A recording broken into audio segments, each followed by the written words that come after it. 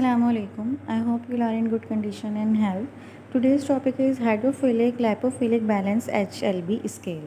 इससे पहले कि वीडियो स्टार्ट करें, अगर आपने मेरा चैनल सब्सक्राइब नहीं किया तो इसको सब्सक्राइब कर दीजिए, लाइक कर दीजिए, शेयर कर दीजिए ताकि दूसरे स्टूडेंट भी इससे बेनिफिट ले सकें। तो मूव करते हैं अपनी टॉपिक पे, which is hydrophilic lipophilic balance. The hydrophilic lipophilic balance of a surfactant expresses the balance between hydrophilicity, water loving, and the hydrophilic oil loving parts of an amphiphilic molecules, a molecule that has both lipophilic and hydrophilic parts. अच्छा, ये जो hydrophilic lipophilic balance है इसको हम HLB भी कहते हैं, ठीक है।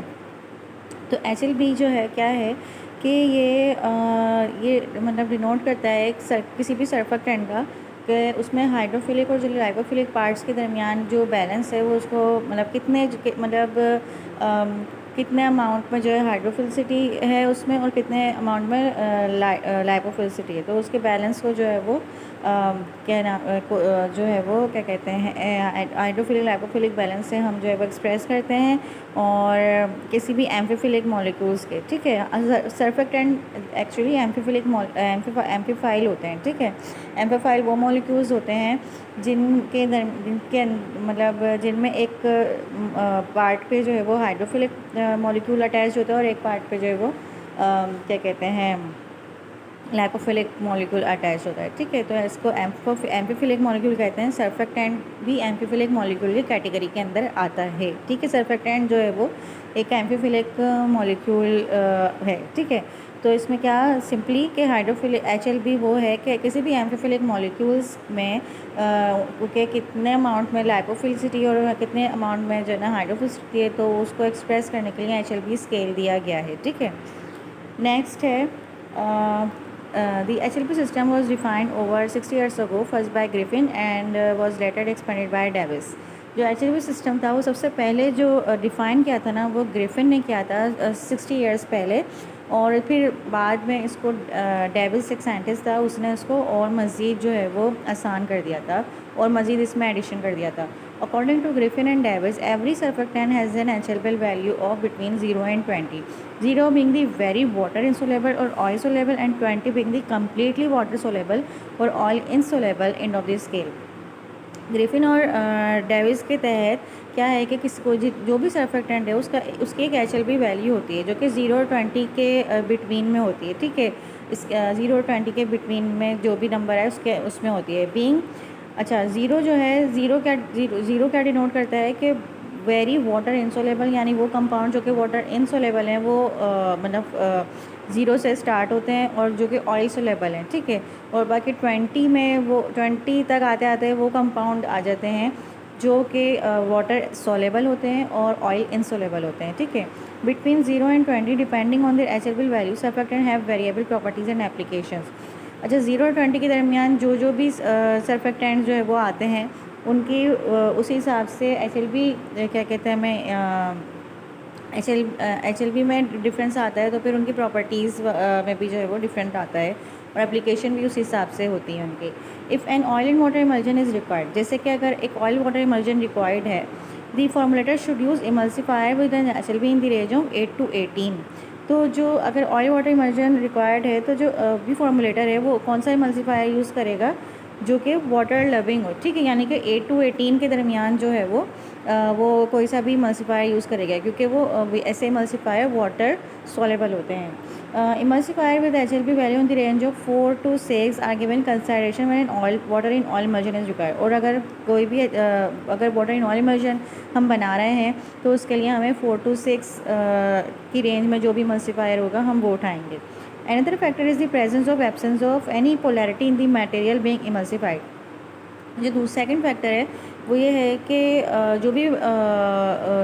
जो भी मटेरियल इमल्सिफाइड करना है हमें तो उसकी पोलैरिटी क्या है, because this will affect the polarity required in emulsifier, क्योंकि वो जो है वो किसको अफेक्ट करेगी, इमल्सिफायर को, कि उस जो इमल्सिफायर के अंदर जो पोलैरिटी है फिर वो उसको अफेक्ट करेगी, जिसकी वजह से हमें ये भी ध्यान में रखना चाहिए कि उस इमल्सिफायर को उठाने के लिए कि पोलैरिटी क्या है जो भी मटेरियल हम इमल्सिफाइड कर रहे हैं। नेक्स्ट है Griffin evolved a series of required HLB value, that is the HLB value required by a particular material if it is to be emulsified effectively. तो ग्रिफिन ने जो है ना पर्टिकुलर एचएबल वैल्यूज़ दी थी कि जो है ये जो ना रिक्वायर मतलब इस मटेरियल में ये मतलब इस मटेरियल में इस टाइप का जो एचएलबी वैल्यू का जो इमल्सिफायर होगा वो यूज़ होगा, तो उसने ये पर्टिकुलर इमल्सिफायर के लिए पर्टिकुलर जो है ना वैल्यूज़ दी थी. Naturally, the required HLB value differs depending on whether the final emulsion is oil, water or water in oil. लेकिन वही है कि अगर हमें ये मतलब जो हमारे जो HLB वैल्यूज़ हैं वो डिफ़र करती हैं कि इस बात पे कि हम कौन सा इमल्शन बना रहे हैं, ऑयल वाटर इमल्शन बना रहे हैं कि वाटर इन ऑयल वाला इमल्शन बना रहे हैं. फिर उस हिसाब से जो है वो हम जो है इमल्सिफायर लेंगे ताकि वो जो है हमारी जो मेडिसन है या जो हमारी डोजेज फॉर्म है वो स्टेबल हो सके. ठीक है, तो ये स्केल है हाइड्रोफिलिक लाइपोफिलिक बैलेंस का, जिसमें क्या है कि एंटी फॉर्मिंग एजेंट 1 to 3 की रेंज में आते हैं. वाटर इन ऑयल इमल्सिफायर्स जो हैं वो 3.5 to 8 की रेंज तक आते हैं. फिर 7 से 7 to 9 तक जो है वो वेटिंग एंड स्प्रेडिंग एजेंट आते हैं. फिर ऑयल इन वाटर इमल्शंस के लिए 8 to जो है वो 16 की रेंज बहुत अच्छी है. डिटर्जेंट्स में जो है वो 13 to 16 की रेंज है. सॉलिबलाइजर्स में 16 to 20 की रेंज में सॉलिबलाइजर्स आते हैं. ठीक है, तो ये थे जो है ना क्या कहते हैं हमारी HLB स्केल. और फिर है ग्रिफिन मेथड, यानी कि HLB कैलकुलेशन आएगी हमारी. अब हम अगर हम कोई भी इमल्सिफायर ले रहे हैं तो उसमें हमें मतलब किस कैलकुलेशन से जो है वो इमल्सिफायर लेना चाहिए. If ethylene oxide is the only component of the hydrophilic part of the emulsifier. अच्छा, अगर हम कोई भी इमल्सिफायर ले रहे हैं और उसमें जो है सिर्फ हाइड्रोफिलिक पार्ट में सिर्फ इथाइलिन ऑक्साइड है, तो उसकी HLB कैसे कैलकुलेट होगी. उसकी HLB ऐसे कैलकुलेट होगी कि HLB is equal to E/5. E क्या है, E is equal to percentage of ethylene, लेकिन कितने परसेंट का है तो वो परसेंट रखेंगे, उसको 5 से डिवाइड करेंगे, हमारे पास HLB आ जाएगी. फिर हम इसको जो है वो हम देख सकते हैं कि जो है ना वो कौन से जो पर्टिकुलर वैल्यूज़ डेविस ने दी थी उस हिसाब से जो है वो ये उसमें बैठ रहा है कि हम ये इमल्सिफायर यूज़ कर सकते हैं और या नहीं. ठीक है, for emulsifiers made up of esters fatty acid and polyols ये फॉर्मुलाइज. अच्छा, अगर हमारे पास वो इमल्सिफायर है जो कि मेडअप हुए में है ईस्टर से, फैटी एसिड या पॉलीओल से, तो वो कैसे होंगे. HLB is equal to 20 bracket open 1 - S/A bracket close, where S क्या है सपोर्शनिफिकेशन वैल्यू है और A जो है एसिडिटी वैल्यू है फैटी एसिड की. तो फिर हम इसमें वैल्यूज़ रखेंगे और फिर हमें HLB मिल जाएगी. फिर हम वही देखेंगे कि जो है ना पर्टिकुलर कंपाउंड के लिए कितना HLB जो है ना डेविस ने जो है वो नोट किया है, तो उस हिसाब से हम जो है वो क्या कहते हैं इमल्सिफायर उठाएंगे. For example for polysorbates 20 HLB is equal to 21 minus 45.5/276 is equal to 16.7. तो ये अगर पॉलीसॉर्बेट 20 इमल्सिफायर दिया है तो उसकी HLB हमारे पास 16.7 निकलेगी. ठीक है, अब है डेविस मेथड. डेविस ने भी एक मेथड दिया था, उसका मेथड क्या था, to help us find the HLB method have been developed to calculate by incrementation. अच्छा, HLB फाइंड करने के लिए उसने जो है हमें और आसान तरीके से जो है ना वो एक फार्मूला दिया था, आसान formula. The HLB value are obtained by using the following equation. HLB Davies is equal to 7 + sigma HHI minus sigma HLI, where HHI correspond to the hydrophilic part and HLI are those of the lipophilic part.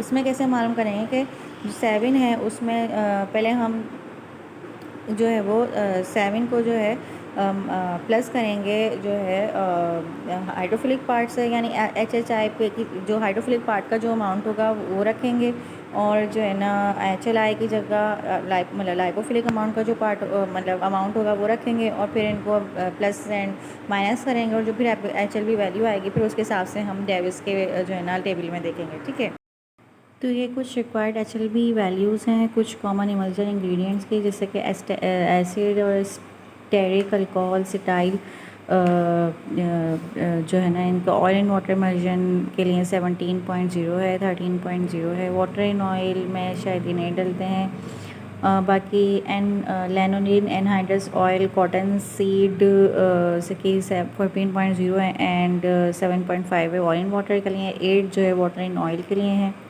Mineral oil, light mineral oil, heavy wax, बीस wax, इनके लिए 4, 4, 5 हैं। Water in oil immersion के लिए 10 to 12.0, 10.5, 10 to 16.0 तक oil in water immersion के लिए use होते हैं। माइक्रो क्रिस्टलाइन पैराफिन ये है 9.5 और 9 के दरमियान जो है ना ये यूज़ होते हैं। तो ये कुछ वैल्यूज़ थी। आगे चलते हैं। ठीक है, तो ये थी आज की वीडियो। आई होप कि आपको पसंद आई होगी। अगर आपने मेरा चैनल सब्सक्राइब नहीं किया तो उसको सब्सक्राइब कर दीजिए, लाइक कर दीजिए, शेयर कर दीजिए ताकि दूसरे स्टूडेंट भी इससे बेनिफिट ले सकें। Thank you.